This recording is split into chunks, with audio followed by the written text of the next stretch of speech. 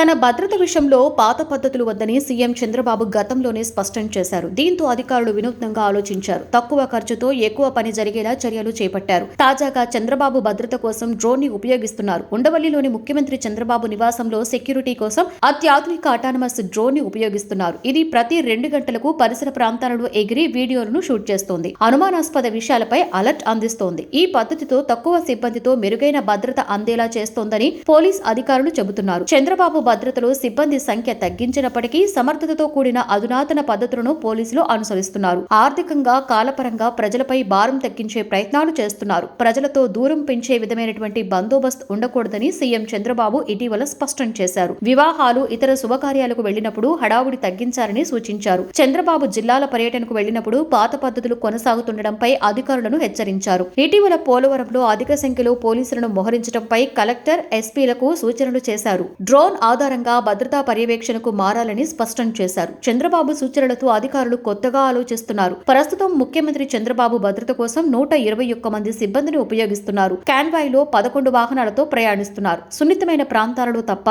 అనవసరంగా అధిక సంఖ్యలో పోలీసులను మోహరించకూడదని చంద్రబాబు చెప్పడంతో సెక్యూరిటీ సిబ్బందిని తగ్గించినట్లుగా తెలుస్తోంది. 2003లో అలిపిరి దాడి తర్వాత చంద్రబాబుకి Z+ కేటగిరీ భద్రత కల్పించారు. ఇందులో భాగంగా కేంద్ర ప్రభుత్వానికి చెందిన NSG కమాండోలు ఆయనకు రక్షణగా నిలుస్తారు. ఎర్రచందనం స్మగ్లర్ల విషయంలోనూ చంద్రబాబు కఠినంగా వ్యవహరించారు. వారి నుండి ఆయనకి ముప్పు పొంచి ఉందనే నివేదికలు ఉన్నాయి. దీంతో చంద్రబాబు భద్రత విషయంలో అధికారులు ఎప్పుడూ అలర్ట్ గా ఉంటారు.